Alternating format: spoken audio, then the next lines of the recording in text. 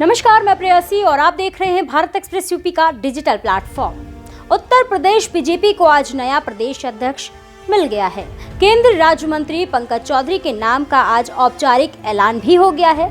दरअसल UP BJP अध्यक्ष पद के लिए नामांकन प्रक्रिया में एकमात्र उम्मीदवार पंकज चौधरी ने शनिवार को अपना पर्चा दाखिल किया था। इससे पंकज चौधरी का निर्विरोध प्रदेश अध्यक्ष चुने जाने का रास्ता क्लियर हो गया। पंकज चौधरी उत्तर प्रदेश के महाराजगंज लोकसभा क्षेत्र से 7 बार के सांसद रहे हैं और उन्हें दूसरी मोदी कैबिनेट में केंद्रीय वित्त राज्य मंत्री बनाया गया था।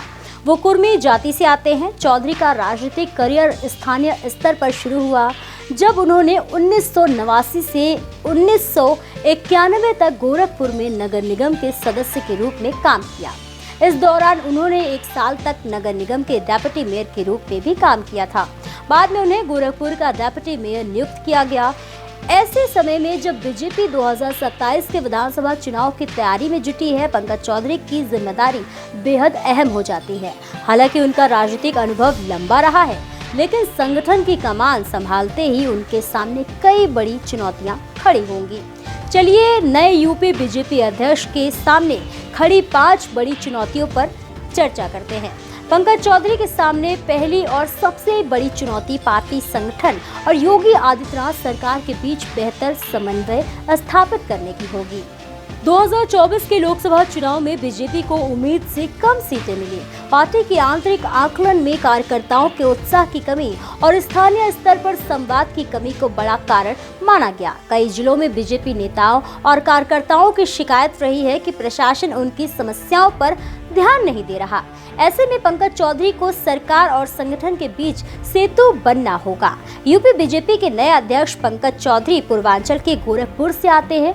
वो इस पद पर भूपेंद्र चौधरी की जगह ले रहे हैं, जो पश्चिमी यूपी के जाट ओबीसी नेता थे। पश्चिम यूपी में राष्ट्रीय लोकदल का प्रभाव लगातार बढ़ रहा है और ये बीजेपी का सहयोगी दल भी है। ऐसे में पश्चिमी यूपी के नेताओं और कार्यकर्ताओं को साथ लेकर चलना और क्षेत्रीय असंतुलन की धारणा को खत्म करना पंकज चौधरी के लिए आसान नहीं होगा। 2027 के विधानसभा चुनाव पंकज चौधरी के नेतृत्व की असली परीक्षा होंगे।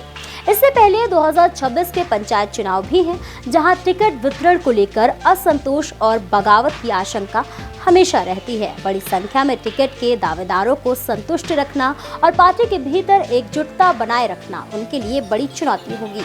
इसके साथ ही योगी सरकार के खिलाफ किसी भी संभावित एंटी इनकम्बेंसी को संभालना भी उनकी जिम्मेदारी होगी। पंकज चौधरी 7 बार सांसद रह चुके हैं और करीब 35 वर्षों का संसदीय अनुभव रखते हैं, लेकिन संगठनात्मक स्तर पर उनका अनुभव सीमित रहा है। राज्य स्तर पर उन्होंने पहले कोई बड़ा संगठनात्मक पद नहीं संभाला। बीजेपी और आरएसएस के कई वरिष्ठ नेताओं की तरह उनकी जमीनी संगठनात्मक नेटवर्क पूरे प्रदेश में मजबूत नहीं माना जाता।